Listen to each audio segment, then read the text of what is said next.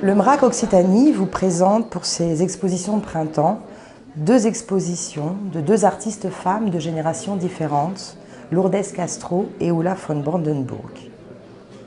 Ombre et compagnie, l'exposition de Lourdes Castro, est la première rétrospective en France de cette artiste importante de l'art portugais et qui est encore largement méconnue en dehors du Portugal.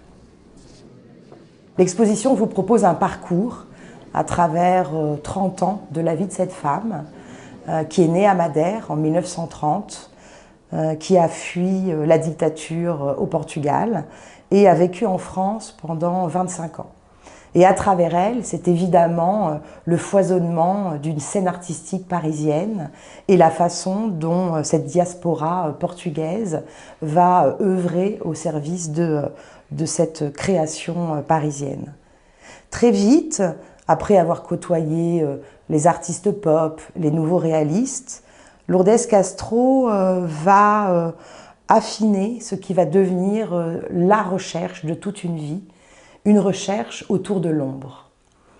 En utilisant des matériaux aussi divers que la sérigraphie, la peinture et surtout le plexiglas, Lourdes Castro va développer un travail où l'art, la vie domestique, l'amitié, l'intimité sont étroitement liés.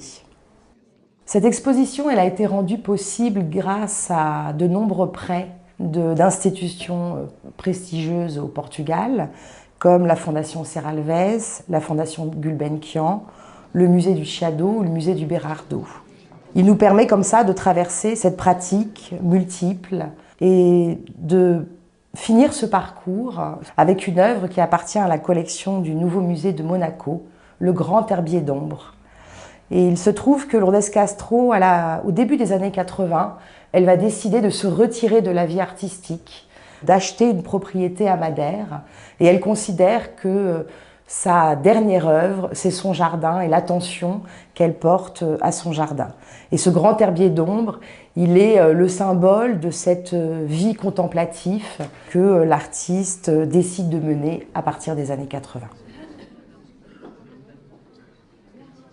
Ulla von Brandenburg est une artiste allemande qui vit en France depuis une quinzaine d'années et qui a vraiment une reconnaissance internationale importante. Elle a exposé en Suisse, en Allemagne, en Asie. L'hier de demain, c'est un titre qui peut paraître paradoxal. Il permet en quelque sorte de déchiffrer un point qui est important dans sa pratique, c'est son emprunt constant à des références qui viennent de la fin du 19e et du début du 20e siècle et comment toutes ces références issues du monde du cirque, du monde marin, là encore du monde du théâtre, vont nous permettre de comprendre notre présent et de nous projeter dans l'avenir.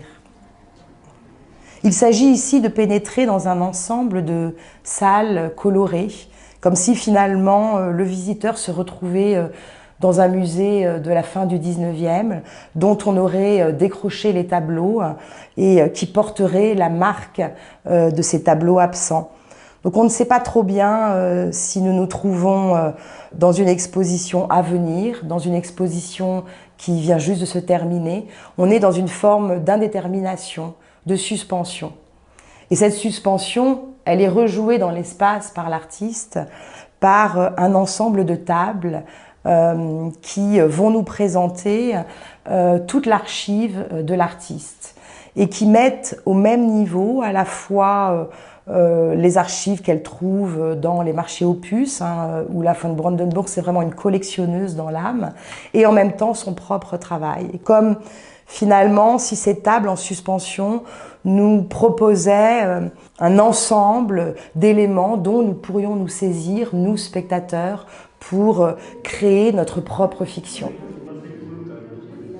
Et nous aboutissons en fin de parcours avec une vidéo entêtante, très troublante, qui nous présente une succession de textiles où on perçoit qu'il y a un corps invisible qui les manipule. Et pour Ulla von Brandenburg, le textile finalement, il est la métaphore absolue de ce qu'est une société et de comment finalement une tradition peut perdurer à travers les âges et qu'est-ce que le textile dit d'une société à un moment donné, à un endroit donné.